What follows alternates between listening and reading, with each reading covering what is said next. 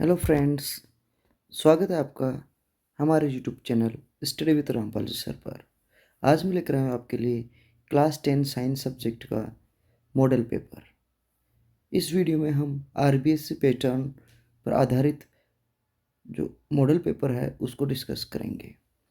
तो पहला क्वेश्चन है, उस मल्टीपल चॉइस होने वाला है जिसमें 18 एमसीक्यूज होंगे और उन सभी क्वेश्चनों के आंसर आपके एक एक मार्क्स का होगा। तो देखो, पहला क्वेश्चन है, the chemical formula of marble is. Marble का केमिकल फॉर्मूला क्या होता है? तो आंसर है CaCO3। नेक्स्ट है, what happens when dilute hydrochloric acid is poured onto iron filings. Tick the correct answer. यानी कि अगर डाइल्यूट हाइड्रोक्लोरिक एसिड है, उसके ऊपर हम आयरन फिलिंग्स डालें, लोहे का चूर्ण डालें, तो क्या होगा? सही उत्तर में आपको टिक लगाना है। तो क्या होगा? क्योंकि देखो, यहाँ पर एसिड है और मेटल है, तो एसिड और मेटल रिएक्ट करती है तो हाइड्रोजन गैस निकलती है। तो इसी से हमें पता चलता है कि इसका आंसर होगा hydrogen gas and iron chloride is formed. Next question है, metal reacts with high oxygen to form a compound with a high melting point. This this compound is dissolved in water. What element could it be? यानी कि कोई धातु है जो oxygen के साथ react करती है और एक उच्च गलनांक वाला यौगिक बनाती है। तो वो धातु कौन सी है? जल में विलय कौन सा है? तो उस तत्व का क्या नाम होगा? तो साथियों, उसका नाम होगा कैल्शियम। नेक्स्ट क्वेश्चन है, based on the reactivity of metal the most reactive metal is. जो यहाँ पे जो दिया हुआ है रिएक्टिविटी सीरीज के आधार पर मोस्ट रिएक्टिव मेटल कौन सा होगा? तो इनमें से जो आंसर है वो होगा पोटेशियम।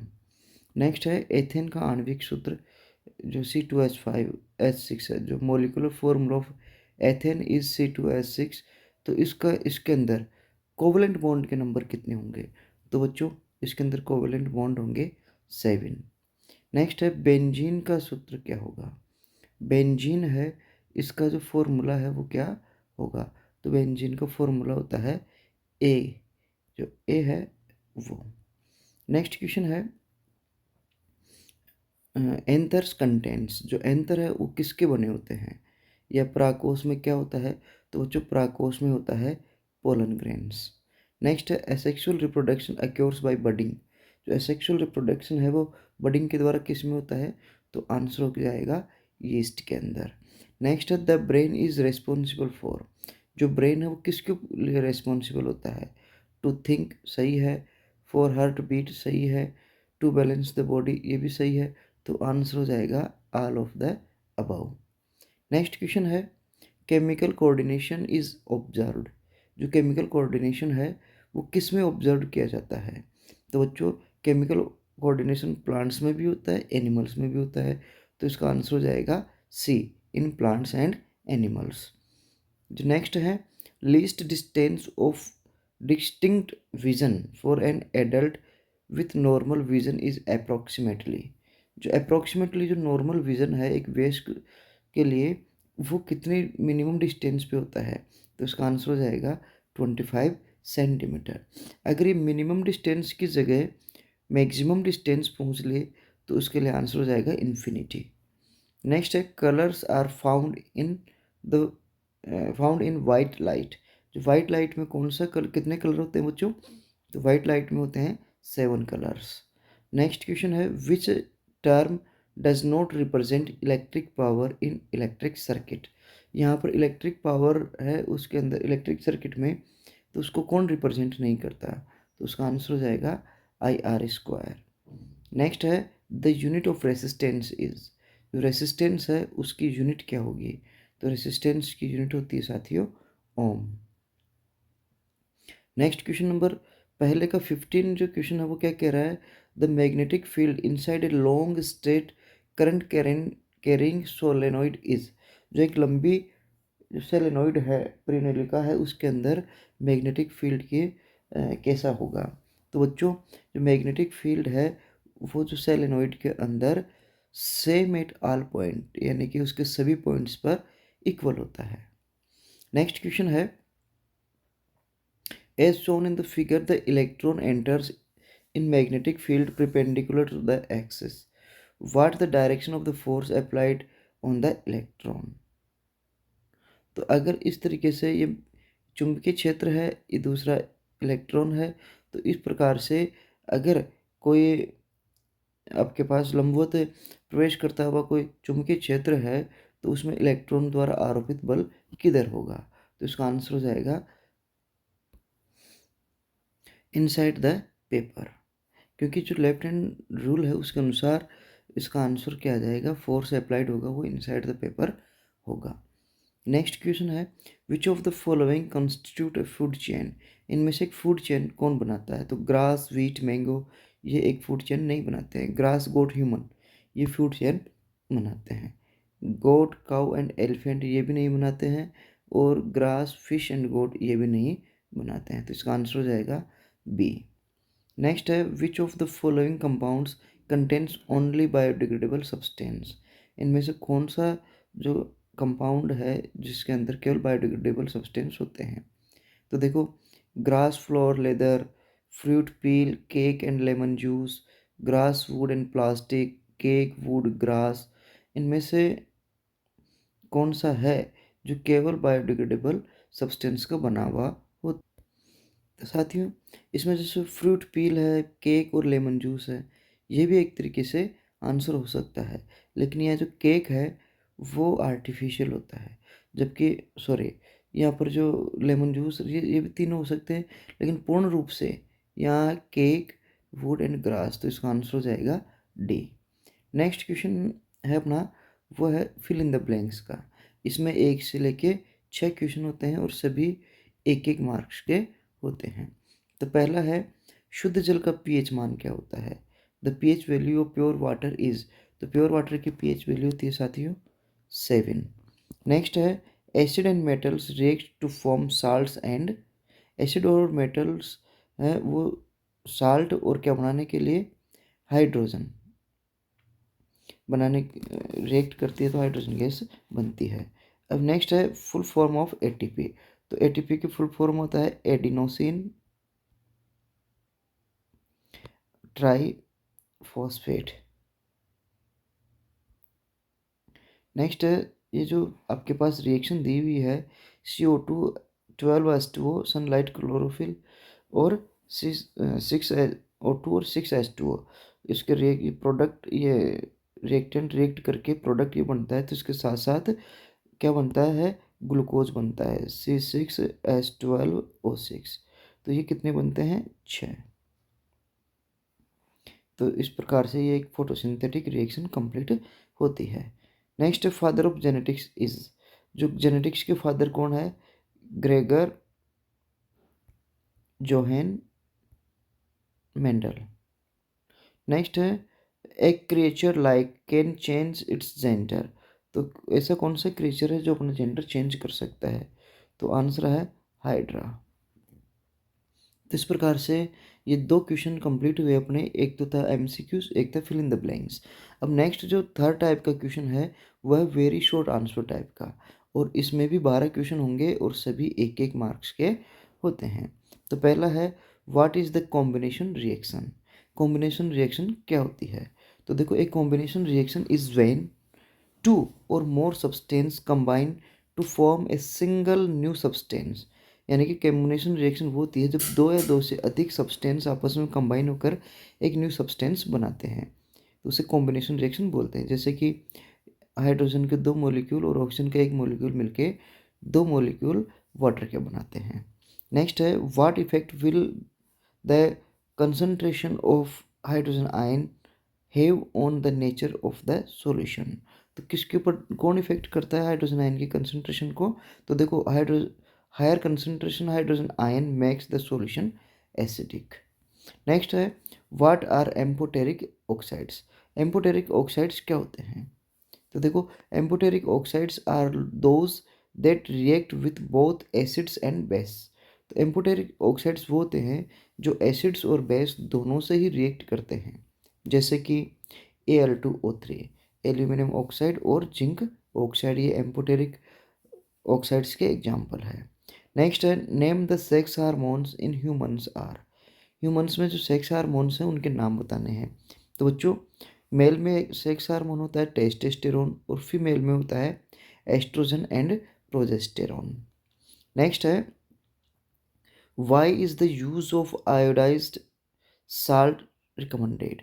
जो आयोडाइज्ड साल्ट है उसका यूज़ क्यों रिकमेंड किया जाता है?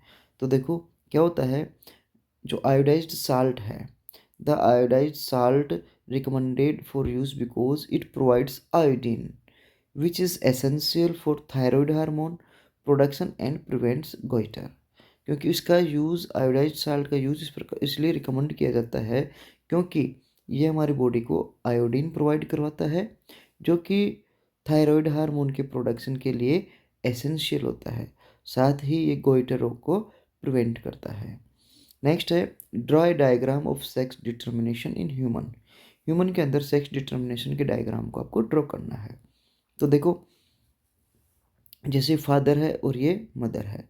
फादर में जो क्रोमोसोम्स होते हैं वो कौन से होते हैं, एक्स वाई, और मदर में होते हैं एक्स एक्स।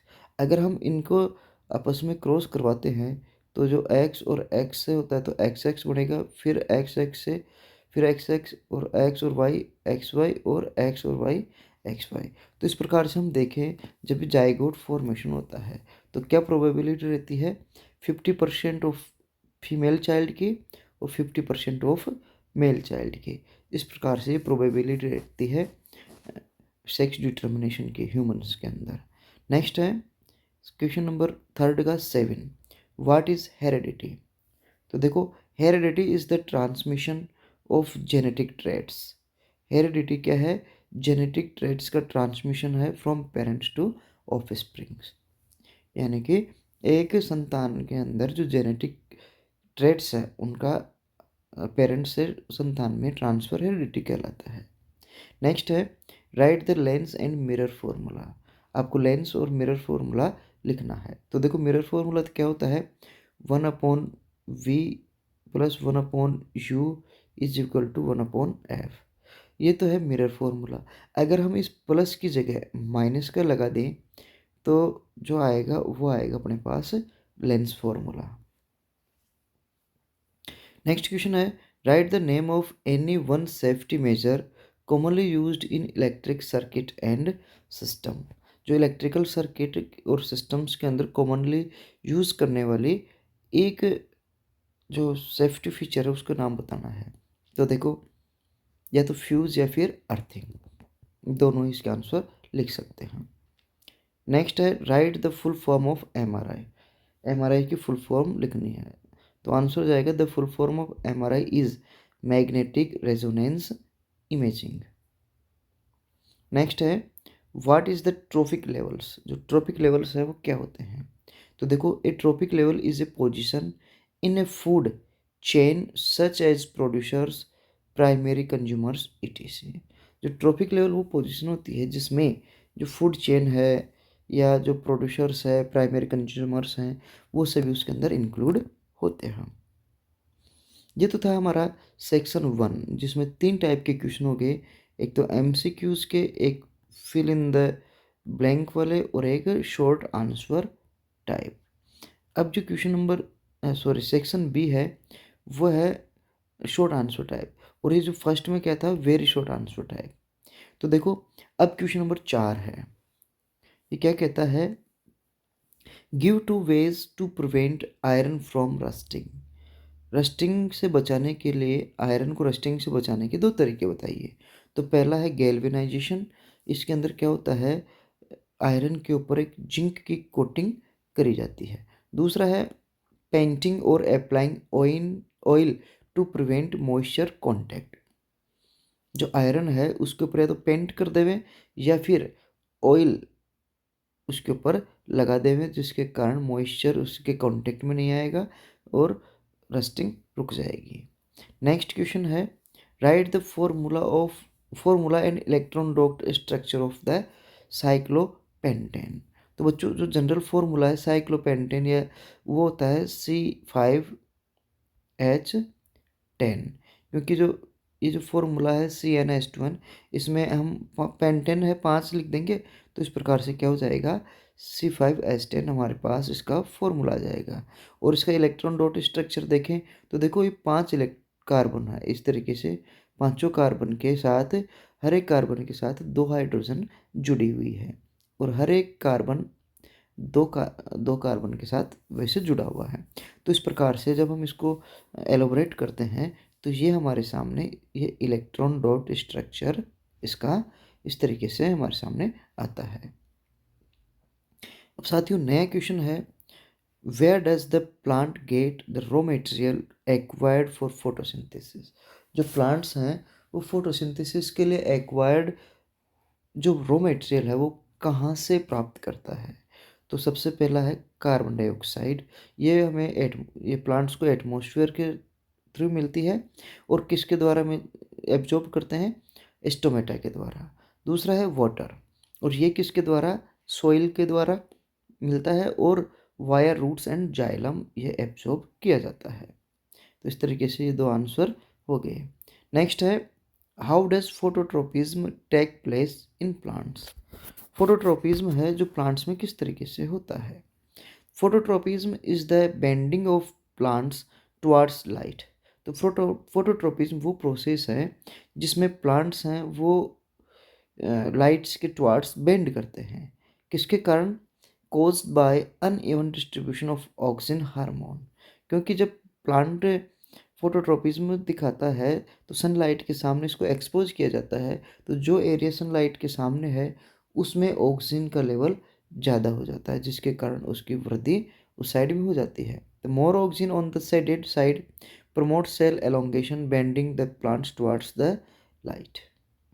नेक्स्ट है, what is DNA replication necessary for reproduction. DNA replication reproduction के लिए क्यों आवश्यक है। तो देखो, DNA replication copies genetic information ensuring offsprings inherit traits from parents to maintain species continuity.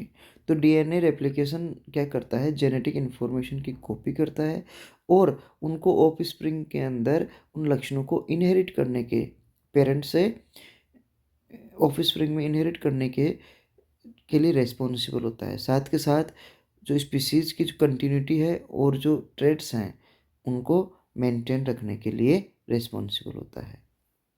Next है, write 2 uses of convex lens. पहला, as rear view mirror in vehicles for a wider field of view. जो rear view है उसमें convex mirror का use किया जाता है जिससे कि वाइडर फील्ड व्यू दिखाई दे। दूसरा, in street light to spread light over a large area. जो स्ट्रीट लाइट है उसमें भी लाइट को लार्ज एरिया में स्प्रेड करने के लिए कॉन्वेक्स मिरर का यूज किया जाता है। नेक्स्ट है, when we increase the distance of an object from the eye, what happens to the image distance in the eye। अगर हम किसी ऑब्जेक्ट को आई के सामने से दूर लेके जाते हैं, उनके बीच में डिस्टेंस बढ़ाते हैं, तो इमेज के साथ क्या इफेक्ट पड़ेगा आई के अंदर। तो देखो, the image distance decrease as the ciliary muscles relax making the lens thinner and increase the focal length to focus on distinct object. तो क्या होगा, अगर हम ऑब्जेक्ट की या डिस्टेंस को दूर करते हैं तो इमेज की डिस्टेंस भी क्या होगी, डिक्रीज होगी, और अपनी जो सीलियरी मसल्स हैं वो रिलैक्स होगी, जिसके कारण लेंस पतला होगा और फोकल लेंथ उसकी बढ़ जाएगी, जिससे कि ऑब्जेक्ट के ऊपर क्या कर सके, डिस्टिंक्ट ऑब्जेक्ट के ऊपर फोकस किया जा सके। नेक्स्ट है, how much energy is given to 1 coulomb of charge passing through a 6 volt battery. यानी कि 1 कूलम्ब चार्ज है उसके ऊपर एनर्जी कितनी लगेगी अगर उसमें 6 वोल्ट की बैटरी लगाई हुई चार्ज। तो देखो, energy is equal two volt product charge. तो 6 वोल्ट की बैटरी है, 1 कूलम्ब चार्ज है, तो कुल मिला के 6 जूल उसमें एनर्जी लगेगी। नेक्स्ट है, why do 2 magnetic field lines not intersect each other. क्या होगा, या मैग्नेटिक फील्ड लाइंस है वो एक दूसरे को इंटरसेक्ट क्यों नहीं करती दो फील्ड लाइंस? तो देखो क्यों नहीं करती, उसका कारण है two magnetic field lines do not intersect because दो मैग्नेटिक फील्ड लाइंस इंटरसेक्ट नहीं करती क्योंकि इफ़ दे इंटरसेक्टेड, अगर वो एक दूसरे को क्रॉस करेंगी तो एक compass needle at the that point would point into two directions which is impossible. अगर वो इंटरसेक्ट करती है तो जो कंपास की जो नीडल है वो भी एक उस पॉइंट पे दो अलग अलग डायरेक्शन के अंदर अपने जो डायरेक्शन शो करेगी, जो कि इम्पॉसिबल है। इसलिए हम कह सकते हैं कि जो मैग्नेटिक फील्ड लाइंस है वो एक दूसरे को इंटरसेक्ट नहीं करती। Next, draw a diagram of the energy flow in the ecosystem. एक आपको डायग्राम बनाना है एनर्जी फ्लो का। तो देखो इकोसिस्टम में जो एनर्जी फ्लो होती है वो यूनिडायरेक्शनल होती है। तो देखना आप, जो सबसे पहले है जो प्राइमरी या जिसको अपने प्रोड्यूसर्स बोलते हैं, अगर 20,000 किलो कैलोरी वो प्रोड्यूस करते हैं तो प्राइमरी कंज्यूमर्स हैं उसमें केवल 2,000 पहुँचेगी, सेकेंडरी में 200 पहुँचेंगी, टर्सरी के अंदर 20 पहुँचेंगी और लास्ट के अंदर कितनी 2 किलो कैलोरी पहुँचेगी। तो इस प्रकार से हम कह सकते हैं कि हर एक ट्रैफिक लेवल के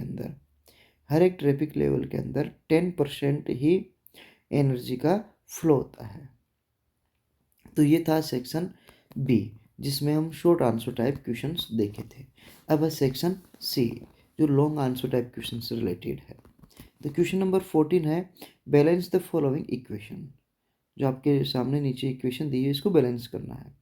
तो देखो 2HNO3 CaC कैल्शियम हाइड्रोक्साइड है या नाइट्रिक एसिड है, तो कैल्शियम नाइट्रेट बनता है और वाटर बनता है। इसको बैलेंस करना है। तो देखो सबसे पहले तो हमें इसके जो दो बैलेंस करने के लिए क्या होता है कि हमें इंश्योर करना रहता है कि जो एरो है उसके दोनों साइड के अंदर एटम्स है उनकी नंबर ऑफ है ना वो क्या रहे इक्वल रहे। तो यहाँ देखते हैं राइट साइड में नाइट्रोजन 2 है, एक ये देखो इस नाइट्रोजन को 2 से मल्टीपल हो रहा है, 2 है। तो हम इसको बैलेंस करने के लिए लेफ्ट साइड में HNO3 के सामने 2 लगा देते हैं। अब ये 2 लगाने के बाद में क्या होगा 2HNO3 बन जाएगा। अब 2HNO3 बनेगा तो यहाँ पे हाइड्रोजन, अब लेफ्ट साइड में देखो कितनी हो गई 4, 2 तो ये हो गई, 2 इसके लगाने से 4 हो गई। और तो राइट साइड में देखेंगे तो राइट साइड में 4 करने के लिए हम क्या करेंगे इस हाइड्रोजन के सामने 2 लगाएंगे। तो इस प्रकार से जो H2O है वो भी क्या हो जाएगा अब 4 हो जाएगा। तो बच्चों फिर हम ऑक्सीजन को देखें तो ऑक्सीजन को देखें तो यहाँ पे 1 और 3 ये हो गई 4 लेफ्ट साइड के अंदर, और राइट साइड में देखेंगे तो 3 दूना 6 और 2 यहाँ लग गया तो 8 हो गया था। तो यहाँ 2HNO3 था तो 6 ये हो गई, 2 और ये 3 और ये 2 6 हो गई, इसको मल्टीपल करेंगे तो 6 और ये 2 ये। तो इस प्रकार से ऑक्सीजन लेफ्ट साइड में भी 8 है, राइट साइड में भी 8 है। तो इस प्रकार से हमारे पास बैलेंस इक्वेशन हो जाएगा 2HNO3 कैल्शियम हाइड्रोक्साइड CaOH का होल ट्वाइस, CaNO3 का होल ट्वाइस और ट्वाइस H2O। नेक्स्ट है NaOH sodium hydroxide sulphuric acid sodium sulphate. तो इसमें देखते हैं यहाँ हम देखेंगे राइट साइड के अंदर 2 सोडियम है Na2, तो लेफ्ट साइड में भी क्या हो जाएगा 2 हम इसके लगा देंगे। तो इस प्रकार से 2 कंप्लीट हो गए। अब फिर हाइड्रोजन देखें तो साथियों यहाँ 2 लगाया NaOH के सामने, तो 2 तो हाइड्रोजन ये हो गई, 2 ये हो गई, 4 हो गई ना। तो यहाँ H2O के सामने भी हम क्या लगा देते हैं 2 लगा देते हैं। तो इस प्रकार से यहाँ भी 4 हो जाएगी। और फिर ये H2SO4 तो दोनों में एक एक है ही। तो इस प्रकार से हमारा जो बैलेंस इक्वेशन हो जाएगा ट्वाइस NaOH H2SO4 Na2SO4 और ट्वाइस H2O। इसका और है define exothermic and endothermic reaction and give one example reaction of each. आपको एक्जोथर्मिक और एंडोथर्मिक रिएक्शन है उसको डिफाइन करना है और दोनों का एक एक एग्जांपल देना है। तो देखो एक्जोथर्मिक रिएक्शन क्या होती है, a reaction that release heat energy to the surroundings making the system warmer. यानी कि एक्जोथर्मिक रिएक्शन वो होती है जिसमें एनर्जी रिलीज होती है और उसके जो एटमॉस्फेयर है उसके सराउंडिंग है वो गर्म हो जाती है, जैसे कि कंबसन रिएक्शन। यहाँ पर देखते हैं अपन कैल्शियम ऑक्साइड है, इसके साथ कैल्शियम हाइड्रोक्साइड बनेगी और हीट निकलती है। जो क्विकलाइम है वो स्लैकलाइम के अंदर बनता है, तो हीट रिलीज होती है। सेकेंड है एंडोथर्मिक रिएक्शन। इसमें क्या होता है, a reaction that absorbs heat from the surroundings cooling the system. एक ऐसी रिएक्शन जिसमें सराउंडिंग से हीट एब्जॉर्ब करी जाती है और उसके सिस्टम को कूल किया जाता है, जैसे कि फोटोसिंथेसिस है। और अगर एग्जांपल कैल्शियम पोटेशियम क्लोराइड है, उसमें वो हीट एब्जॉर्ब करके पोटेशियम क्लोराइड और ऑक्सीजन निकालता है। नेक्स्ट है these reactions are classified based on the energy change. अगर एनर्जी नेगेटिव है तो मतलब एनर्जी कम हो रही है तो क्या होगी, एंडोथर्मिक सॉरी एक्जोथर्मिक। और एनर्जी अगर उसको लेनी पड़ रही है रिएक्शन के अंदर तो क्या होगी, एंडोथर्मिक। अब देखो नेक्स्ट क्वेश्चन है, explain the process of making a missile with A diagram. आपको एक डायग्राम के द्वारा मिसाइल की फॉर्मेशन बतानी है। तो देखो यहाँ हम देखते हैं कि ये जो सोप है, सोप का मॉलिक्यूल है, इस सोप के मॉलिक्यूल में देखेंगे ये तो सोडियम आयन है और ये इसका जो हाइड्रोफोबिक एंड है, यानी कि जो पानी से दूर भागने वाला एंड है वो इधर है, और जो पानी के जिसको हाइड्रोफिलिक एंड होता है वो सोडियम के आयन वाला होता है, जिसे हम हाइड्रोफिलिक एंड बोलते हैं। तो देखो micelle form when soap molecule in water arrange with hydrophilic water loving heads and towards the and hydrophobic water repelling tails inward। जो मिसेल्स तब बनती है जब जो सोप का मॉलिक्यूल है उसका जो हाइड्रोफोबिक एंड है, जिसको हम टेल बोलते हैं, जो तो मिसेल के अंदर की साइड में रहता है, और जो हाइड्रोफिलिक वाटर लविंग एंड है जिसे हम हेड बोलते हैं वो वाटर की साइड में होता है। जब डर्टी वाटर होता है तो उसमें जो टेल्स है वो ग्रीस को, जो ये ग्रीस है यहाँ पे उसको ट्रैप करती है। ट्रैप करने के बाद में उसको एक उसके साथ मिलकर स्पेरिकल मिसेल बनाती है, और जो हेड है वो पानी के साथ रिएक्ट करेगा और इसको रिजिन करने के लिए अलाउ करता है। तो इस प्रकार से एक क्रिटिकल मिसेल का कंसंट्रेशन होता है। नेक्स्ट क्वेश्चन है, what is an addition reaction. जो एडिशन रिएक्शन क्या होती है, राइट द रिएक्शन। तो देखो addition reaction, an addition reaction is the chemical reaction where two और more molecules combine to form a large molecules. Example है इसका unsaturated compounds with double triple bond add atom across the bond becoming saturated. यानी कि addition reaction वो होती chemical reaction होती है जहाँ दो या दो से अधिक मॉलिक्यूल्स कंबाइन होकर एक लार्ज मॉलिक्यूल बनाते हैं। जैसे कि अनसेचुरेटेड जो डबल और ट्रिपल बॉन्ड के जो कंपाउंड्स होते हैं वो एटम्स ऐड करेंगे और क्या बनता है, सेचुरेटेड बनता है। तो यहाँ देखो ये जो एथीन है, ये एथीन हाइड्रोजन के साथ कंबाइन होगा और एथेन बन जाएगा। तो यहाँ पर कौन सी रिएक्शन हो गई, कॉम्बिनेशन या एडिशन रिएक्शन हो गई। नेक्स्ट है, what is called an oxidiser, give an example. Oxidiser क्या होता है उसका एक एग्जाम्पल आपको देना है। तो देखो an oxidising agent is the chemical substance that has the ability to accept electrons during a redox reaction.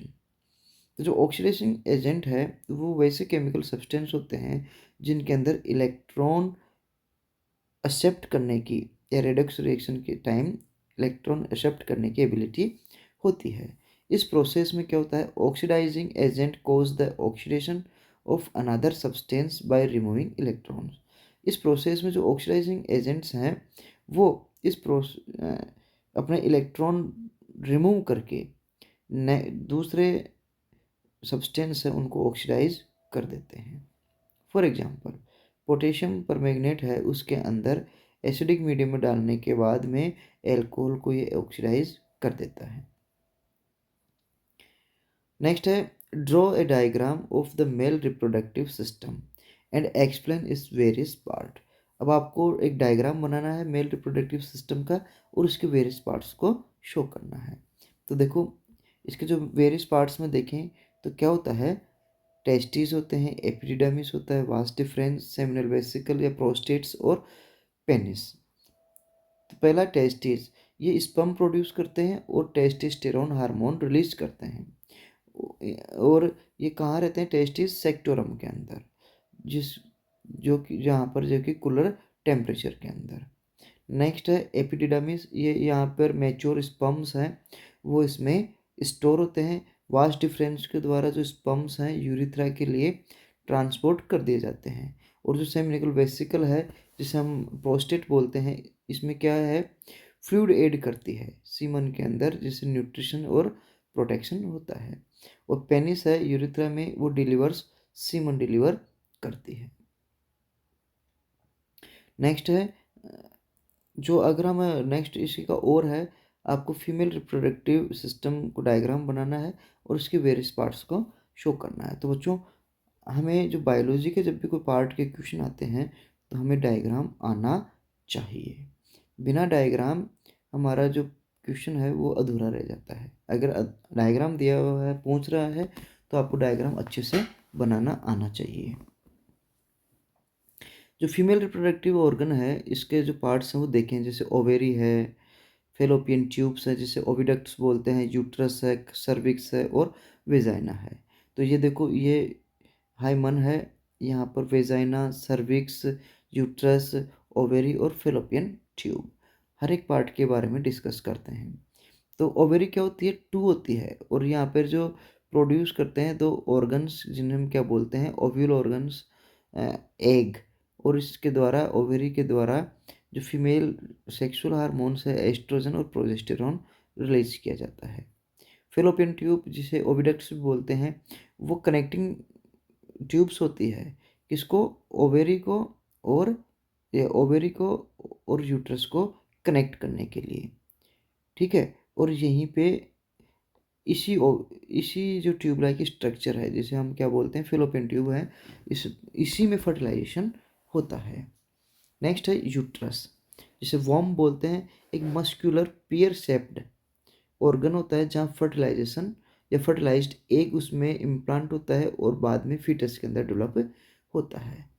Next part है सर्विक्स, ये एक लोअर नैरो पार्ट होता है यूट्रस का, जो कि आगे जाके वेजाइना में ओपन होता है।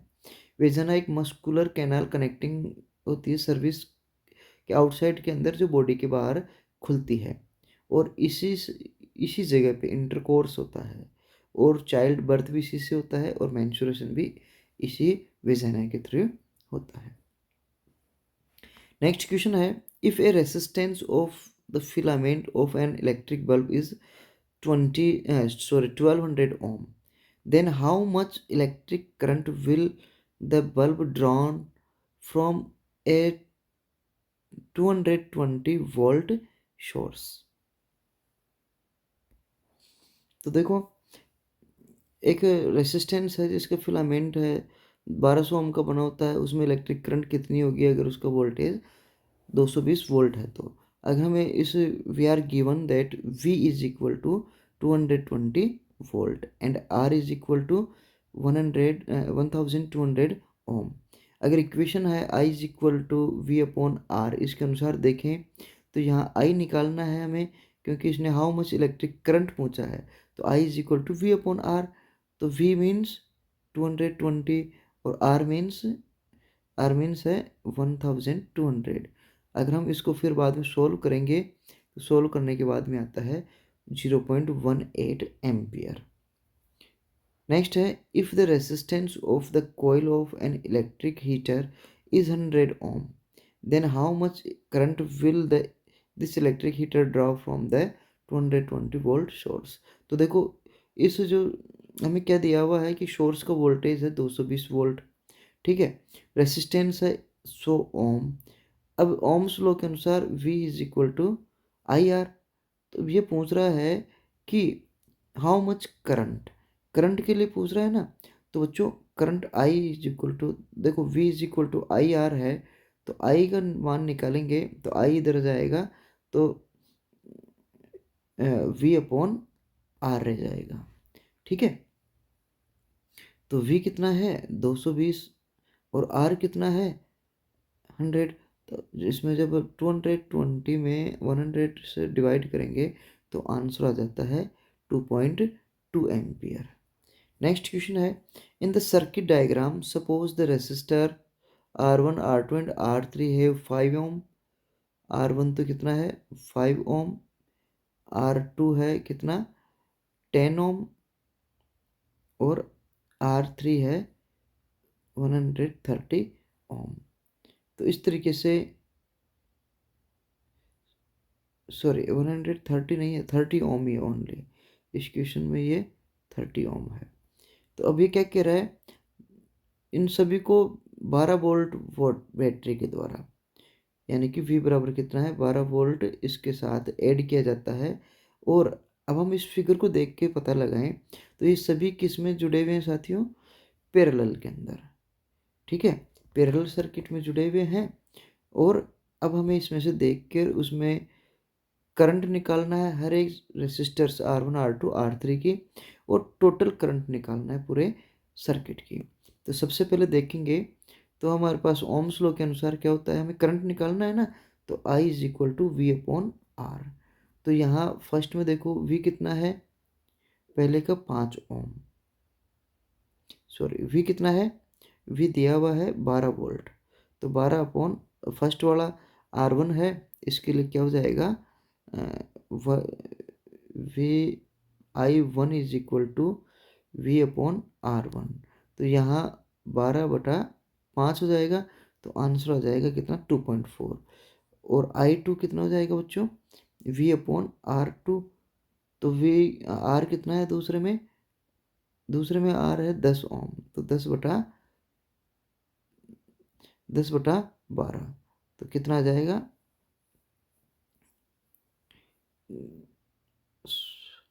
तो आंसर सॉरी 12/10, क्योंकि वोल्ट 12 है और ये तो 1.2। और ऐसे ही I3 बराबर कितना हो जाएगा V अपॉन R3। तो V कितना है 12 और R3 कितना है 30। तो इसमें से जब भाग देंगे तो 0.4 एम्पियर। तो ये सभी का अलग अलग आ जाएगा। तो पहले वाले का तो 2.4, दूसरे का 1.2 और तीसरे का कितना आ जाएगा बच्चों 0.4। ये क्या कह रहा है फिर टोटल करंट।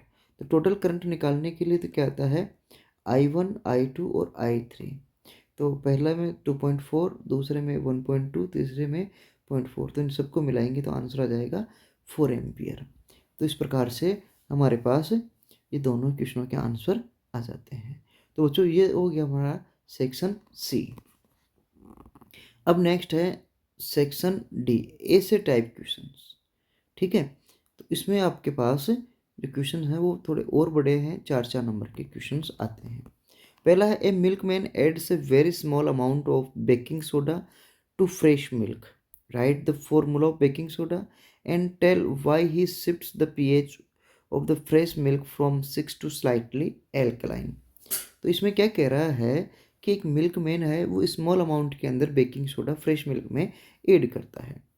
तो आपको पहले तो उसका फॉर्मूला लिखना है, दूसरा आपको ये बताना है कि वो जो स्लाइटली इसके अंदर बेकिंग सोडा डाल के इस जो मिल्क की जो पीएच 6 है उसको स्लाइटली एल्केलाइन यानी कि क्षारीय कैसे करता है, क्यों करता है।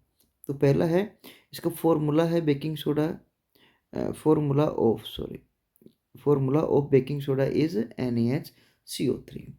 अब इसने जो ऐड करके स्लाइटली एल्कलाइन क्यों किया है, तो देखो क्यों किया है, by adding baking soda he makes its alkaline to prevent souring, यानी कि इस मिल्क को शोरिंग खट्टा होने से बचाने के लिए इसको एल्कलाइन कर रहा है। फिर क्या है, क्यों, क्योंकि bacteria converts lactose to lactic acid.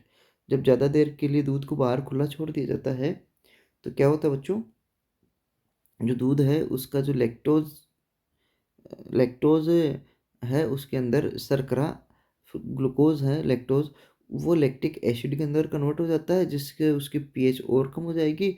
और जो कर्डलिंग मिल्क है एंड कर्डलिंग मिल्क और मिल्क फट जाता है। तो ऐसे एल्कलाइन पीएच है उसमें एसिड फॉर्मेशन को स्लो कर देता है। नेक्स्ट इसी से आगे जुड़ा हुआ है, why does this milk take a long time to set as curd.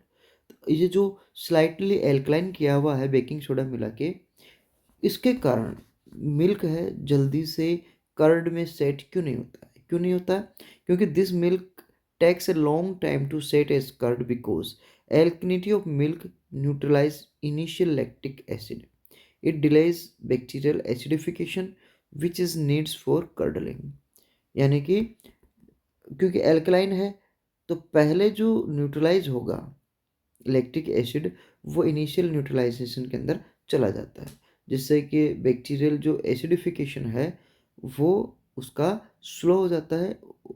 ठीक है, फिर नेक्स्ट है write the chemical formula of washing soda and one important use.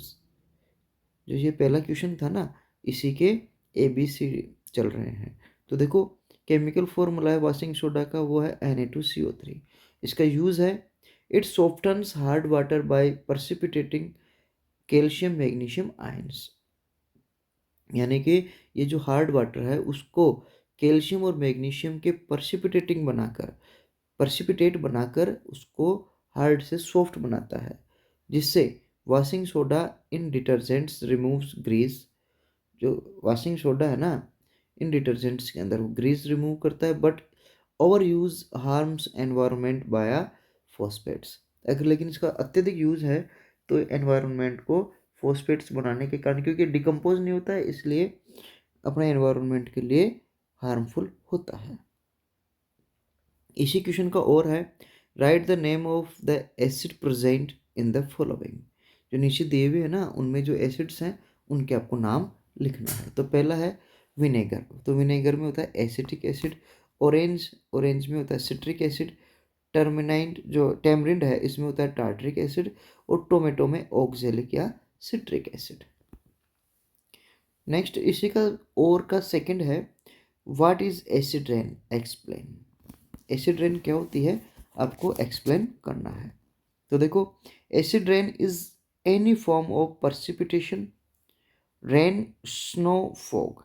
यानी कि precipitation का एक क्या प्रकार है फॉर्म है with A pH lower than 5.6 जो कि 5.6 से कम pH का होता है कोज्ड बाय एटमॉस्फेरिक पोल्यूशन जिसके कारण इस pH 5.6 होने के कारण एटमॉस्फेरिक पोल्यूशन का कारण बनता है। It occurs when sulphur dioxide and nitrogen oxides from burning fossil fuels react with water oxygen and chemicals in the atmosphere to form sulphuric and nitric acid. तो ये कब क्यों होता है क्योंकि जब सल्फर डाइऑक्साइड और जो नाइट्रोजन के ऑक्साइड्स हैं ये सभी एटमॉस्फेयर के अंदर प्रेजेंट वाटर ऑक्सीजन और केमिकल्स के साथ रिएक्ट करके सल्फ्यूरिक एसिड और नाइट्रिक एसिड बनाते हैं। तो बच्चों ये जो सल्फर के ऑक्साइड है नाइट्रोजन के ऑक्साइड्स हैं किसके कारण आते हैं एनवायरनमेंट के अंदर वो आते हैं बर्निंग ऑफ फॉसिल फ्यूल्स के कारण। इसी का थर्ड है under what soil condition do you think a farmer would treat the soil of his field with quicklime, calcium oxide, slag lime, calcium hydroxide and chalk, calcium carbonate। तो कौन कौन से कारण है जिसके कारण कोई फार्मर है वो अपने इस सोइल को ट्रीट करता है इन कंडीशंस में। तो देखो a farmer treats soil with quick lime slaked lime और chalk when the soil is too acidic. अगर सोइल बहुत ज़्यादा एसिडिक है तो उसको न्यूट्रलाइज करने के लिए क्विक लाइम स्लैक लाइम और चाक है इसका यूज करता है because the calcium compounds are alkaline. यानी कि अगर सॉइल एसिडिक है तो जो कैल्शियम कंपाउंड्स है वो कैसे होते हैं एल्केलाइन होते हैं बेसिक होते हैं। They neutralise excessive acids in the soil. तो वो क्या करते हैं एक्सेसिव जो एसिड है सॉइल का उसको न्यूट्रलाइज कर देते हैं जिसके कारण raising the pH of a range suitable for plant growth। तो उसको न्यूट्रलाइज करने के कारण जो उसकी pH पहले एसिडिक होने के कारण नीचे थी वो अब थोड़े ऊपर उस रेंज में आ जाती है जहाँ पर प्लांट ग्रोथ करता है। तो देखो इसका ट्रीटमेंट किन कंडीशंस में होता है अगर हाई एसिडिटी है तो उसमें जो ऑप्टिमल ग्रोथ के लिए वो क्या होती है बिल्कुल कम होती है।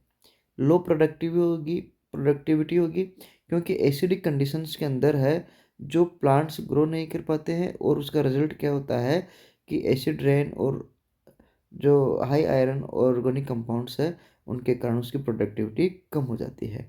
न्यूट्रलाइजेशन नीड्स, तो इन सभी चीज़ों के लिए प्रोडक्टिविटी बढ़ाने के लिए क्या किया जाता है, जो सब्सटेंस है जो न्यूट्रलाइज करे इस एसिडिक इफेक्ट को, उनको यूज़ किया जाता है। और वो कौन कौन से हैं, वो है कैल्शियम ऑक्साइड जिसे हम क्विक लाइम बोलते हैं, स्लैक लाइम जिसे हम कैल्शियम हाइड्रोक्साइड बोलते हैं, और चाक जिसे हम कैल्शियम कार्बोनेट बोलते हैं। नेक्स्ट क्वेश्चन नंबर 19 है, draw a label diagram of human respiratory system. तो ह्यूमन रेस्पिरेटरी सिस्टम का आपको लेबल डायग्राम बनाना है। तो देखो, ये जैसे नोजल नोजल है, नोज है, लिरिंग्स है, फिर बाद में ट्रेकिया हो गया, फिर ये ब्रोंकी हो गई, ब्रोंक्यूल्स हो गई, और फिर बाद में इसके अंदर ये छोटी छोटी ओव्यूल्स हो गई। तो इस प्रकार हमें पूरा एक रेस्पिरेटरी सिस्टम का फिगर बनाना है। इसमें ये जैसे ये राइट लंग हो गया, ये लेफ्ट लंग हो गया, ये नीचे ये क्या हो गया, डायफ्राम हो गया। तो ये हमें रेस्पिरेटरी सिस्टम का डायग्राम आना चाहिए। इसका सेकंड है, how are oxygen and carbon dioxide transported in humans. Humans के अंदर ऑक्सीजन और कार्बन डाइऑक्साइड का ट्रांसपोर्टेशन कैसे होता है। तो देखो, oxygen binds the haemoglobin in the red blood cells, जिसे हम ऑक्सीमोग्लोबिन बोलते हैं, 97% बाउंड के द्वारा और 3% डिजोल्व फॉर्म के अंदर होता है।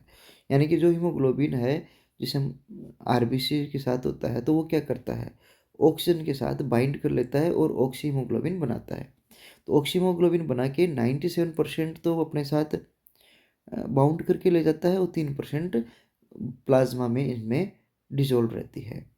जबकि जो कार्बन डाइऑक्साइड है उसमें क्या होता है, वो 70% बाइकार्बोनेट आयन्स के रूप में ट्रांसपोर्ट होती है, 20% हीमोग्लोबिन के साथ बॉन्ड के साथ ट्रांसपोर्ट होती है, और 10% डिजोल्व फॉर्म में ट्रांसपोर्ट होती है। इसी का थर्ड है, how is the maximum area in the human lungs designed for exchange of gas. जो ह्यूमन जो लंग्स है उस उसका जो मैक्सिमम एरिया है वो गैस एक्सचेंज के लिए किस प्रकार से डिज़ाइन रहता है। तो देखो, human lungs maximise gas exchange through their millions of tiny balloon like alveoli. यानी कि जो मैक्सिमाइज कैसे करेगा ह्यूमन लंग्स, अपने जो अपना जो लंग्स है उसके अंदर टाइनी बैलून लाइक ऑल्वेलाइज होती है, जो कि विच वास्टली इंक्रीज सरफेस एरिया, जो कि बहुत बड़ी मात्रा में सरफेस एरिया को बढ़ा देता है। जैसे कि टेनिस कोर्ट के बराबर का सरफेस एरिया हो जाता है, लगभग 70 से 80 स्क्वायर मीटर टेनिस कोर्ट के बराबर का अपने लंग्स का जो रेशियो या सॉरी एरिया होता है। And wrapped in dense network of thin walled capillaries. और ये जो एल्विलॉइज होती है, ये उसके चारों ओर थिन, बिल्कुल पतले वॉल वाले कैपिलरीज का नेटवर्क इसके चारों ओर होता है, जिससे कि creating a short diffusion path for oxygen to enter blood and carbon dioxide to leave. जिसके कारण क्या होगा, एक छोटा डिफ्यूजन पाथ बनता है, जो ऑक्सीजन जिसके कारण ऑक्सीजन है ब्लड में एंटर करेगी और कार्बन डाइऑक्साइड को लीव करती है। All facilitates bye there thin wall and moist surface. तो ये सारे मिलकर जो इसमें और कौन कौन सी चीज़ें होती है, इसकी जो पतली वॉल है, मॉइस्ट सरफेस है, ये सारा मिलकर गैसियस एक्सचेंज के लिए एरिया को मैक्सिमाइज कर देते हैं। अब आपका नेक्स्ट क्वेश्चन है, हर्ट का लेवल डायग्राम बनाना है। तो बच्चों, आपको हर्ट का लेवल डायग्राम आना चाहिए, ठीक है। तो इसके बाद में इसी का सेकंड है, explain double circulation in humans के अंदर डबल सर्कुलेशन आपको एक्सप्लेन करना है।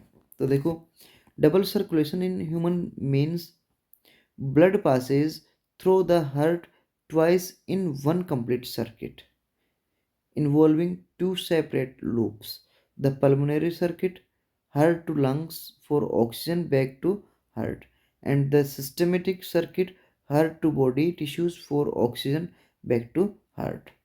यानी कि डबल सर्कुलेशन ह्यूमन्स के अंदर, उसका मतलब क्या होता है कि हार्ट के अंदर जो ब्लड है एक बार पूरे यानी कि सर्किट पूरा कंप्लीट करने के लिए हर्ट में 2 बार आता है। पूरा एक सर्किट कंप्लीट करें उसके लिए 2 बार आता है, जिसमें 2 सेपरेट लूप्स होते हैं। पहला तो कौन सा होता है, पल्मोनरी सर्किट, जिसमें ब्लड है हार्ट टू लंग्स तक जाता है। हार्ट से लंग्स तक जाएगा किसके लिए, ऑक्सीजन के लिए, और फिर वापस हार्ट में आ जाएगा। दूसरा होता है सिस्टेमेटिक सर्किट। इसमें क्या होता है, हार्ट से बॉडी में टिश्यूज तक पहुंच जाता है, जहाँ इसके लिए ऑक्सीजन लेकर जाने के लिए। दूसरा वापस हार्ट तक आ जाता है। तो this dual pathway facilitated by the 4 chambered heart. तो ये दोनों 2 प्रकार का जो दोहरा पाथवे है वो किसके द्वारा होता है, 4 चैम्बर वाले हार्ट के द्वारा। Efficiently separates oxygen rich and oxygen poor blood. और ये इस प्रकार से एफिशिएंटली ऑक्सीजन रिच और ऑक्सीजन पुअर ब्लड को सेपरेट करता है, जिससे कि ऑक्सीजन की हाई ऑक्सीजन सप्लाई है, मेटाबॉलिक नीड्स हैं, अनलाइक सिंगल सर्कुलेशन सिस्टम। इन यह जो सिंगल सर्कुलेशन सिस्टम है उसके से इनको भिन्न करता है, डिफरेंट करता है। नेक्स्ट है, what can be the consequence of lack of haemoglobin in our body. Haemoglobin की हमारी बॉडी में कमी होने के क्या क्या कॉन्सिक्वेंस हो सकते हैं, तो देखो प्रभाव हो सकते हैं। तो a haemoglobin deficiency reduce our body's oxygen carrying capacity leading to anaemia. यानी कि हीमोग्लोबिन की डेफिशिएंसी है वो हमारे ब्लड की ऑक्सीजन कैरिंग कैपेसिटी को रिड्यूस कर देता है, और इस प्रकार की जो लीडिंग है उसे क्या बोलते हैं, एनीमिया बोलते हैं। और इसके क्या क्या सिम्टम्स हो सकते हैं, fatigue, weakness, pale skin, shortness of breath, dizzying, dizziness and cold hand feet. ये सारे इसके क्या है, सिम्टम्स हैं। As cells do not get enough oxygen for energy, potentially straining the heart and impact cognitive functions of serve cases। Next question है, explain the refraction of light through a rectangular slab of glass. एक rectangular slab of glass है, उससे हमें refraction of light को show करना है। तो देखो, refraction through a rectangular glass slab involve high bending towards the normal when entering the denser medium from air and bending away from the normal when exiting the glass back into air।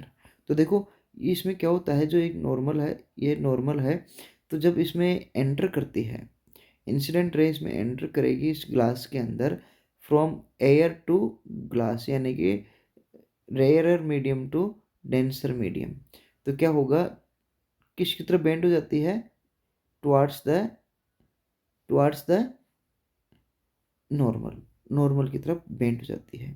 जबकि जब वापस इससे बाहर निकलती है, exit करती glass slab से, तो अब क्या होगी, denser medium to rarer medium होती है, जिसके कारण वापस इस नॉर्मल से अवे हो जाती है, दूर चली जाती है। जिससे क्या होगी, जो emergent ray parallel to the original incident ray but shifted sideways lateral displacement. तो जिसके कारण ये कैसे दिखाई देगी कि जो ओरिजिनल रे आ रही है उसके पैरेलल जाती हुई दिखाई देगी, लेकिन एक्चुअल में इन दोनों के अंदर कुछ डिस्टेंस होता है। और जो इस वर्चुअल या जो इसकी जो ओरिजिनल रे है उसके और इमरजेंट रे है उनके बीच की जो डिस्टेंस होती है उसे हम बोलते हैं लेटरल डिस्प्लेसमेंट। ठीक है, this process demonstrate the change in the light speed and direction as it moves between media of different optical densities gone by Snell's law. तो स्नेल्स लॉ के अनुसार हम इस तरीके से इसको डेमोन्स्ट्रेट कर सकते हैं कि जब कोई भी स्पीड लाइट है जो अलग प्रकार की मीडियम्स के अंदर एंटर होती है, एग्जिट होती है, तो वो क्या करती है, अपने डायरेक्शन को चेंज कर लेती है और उसकी स्पीड चेंज हो जाती है। इसका सेकंड है, write the law of refraction of light. थोड़ा सा क्या है, इमेज दूसरी जगह लग गई थी तो उसको वापस शिफ्ट किया है। तो देखो, रिफ्रैक्शन ऑफ लाइट है उसके आपको क्या लॉज लिखना है। तो पहला क्या है, incident ray reflected ray normal lies in the same plane, ठीक है। दूसरा है एस साइन आई साइन आर हमेशा कांस्टेंट रहता है। नेक्स्ट है व्हाट इज रिफ्रैक्टिव इंडेक्स। तो देखो the refractive index n is a number indicating how much light bends refracts when entering a material, calculated as the ratio of the speed of light in vacuum to the speed of the material। तो refractive index क्या है, एक number of indicating है कि light किस तरीके से bend करती है, और ये जब एक मटेरियल से दूसरे मटेरियल में बेंड करती है तो उसे हम किसके रेशियो में निकालते हैं, वैक्यूम और मटेरियल के रेशियो में निकालते हैं। यानी कि जो ये हो गया n is equal to c upon v. C है जो स्पीड ऑफ लाइट वैक्यूम के अंदर है, वी है speed of light in the material होती है, ठीक है। तो इस प्रकार से हम इसका रिफ्रैक्टिव इंडेक्स देखें तो वाटर का रिफ्रैक्टिव इंडेक्स 1.33 और ग्लास का 1.52 के आसपास होता है। नेक्स्ट है what is spherical mirror, explain its type. तो a spherical mirror is the curved mirror with a reflecting surface that's a part of a hollow sphere coming into two types। तो spherical mirror क्या है, curved mirror होता है जिसकी reflective surface है वो होलो सा स्फेयर के अनुसार होती है। तो इसके दो पार्ट हैं, दो टाइप्स हैं, एक तो कॉनकेव और एक है कॉन्वेक्स। जो कॉनकेव है जो इनवर्ड होता है इस तरीके से अंदर की साइड में, और इसका कन्वर्ज लाइट, और जो लाइट को क्या करता है, कन्वर्ज करता है। तो इस तरीके से ये क्या हो गया, अपना लाइट इस साइड से आएगी, तो ये हो गया इसका अपना कॉनकेव मिरर। दूसरा कॉन्वेक्स, कवर्स आउटसाइड। तो अब ये जो आउटसाइड के साइड में ये इधर हो गई, ठीक है। अब यहाँ क्या होगा, डाइवर्स करेगी लाइट, डाइवर्स करती है लाइट, डाइवर्स करेगी। तो इधर इधर तो बच्चों ये रिफ्लेक्टिव सरफेस ये थी, तो लाइट इस साइड से आती है, और इसमें रिफ्लेक्टिव सरफेस ये है, लाइट इस साइड से आती है, ठीक है। तो इसका एप्लीकेशन है जैसे कि सेविंग मिरर में है, कार की साइड मिरर के अंदर इनका यूज़ किया जाता है। नेक्स्ट है write the usages of concave mirror. Concave mirror के आपको यूजेज लिखने हैं। तो पहला सेविंग एंड मेकअप मिरर के रूप में, दूसरा है हेडलाइट एंड टॉर्च के रूप में, तीसरा है डेंटल एंड मेडिकल मिरर्स के रूप में, चौथा है सोलर फर्नेंस एंड कुकर्स के रूप में, फिर है टेलीस्कोप में और सर्च लाइट्स के अंदर। तो देखो पहला सेविंग एंड मेकअप मिरर। तो due to their ability to form an upright and enlarged magnified image of the face when held close. तो ये शेविंग और मेकअप मिरर्स के लिए इस प्रकार से यूज किया जाता है क्योंकि इसके अंदर सीधी और बड़ी इमेज बनती है, ठीक है। नेक्स्ट है टॉर्च की हेडलाइट्स के अंदर, क्यों, क्योंकि ये लाइट को रिफ्लेक्ट करेगा और कंसंट्रेटेड लाइट को क्या होगा, पावरफुल बीम के अंदर ले जाके यह जो छोड़ता है, जिसके कारण क्या होगा, जो लाइट है एक लॉन्ग डिस्टेंस तक चलती है। डेंटल और मेडिकल मिरर्स के अंदर, क्योंकि जो ये जो मिरर है इसमें क्या है कि मैग्नीफाइंग इमेज दिखाई देती है दांत की, जिससे कि उनको एग्जामाइन करने में आसानी रहती है।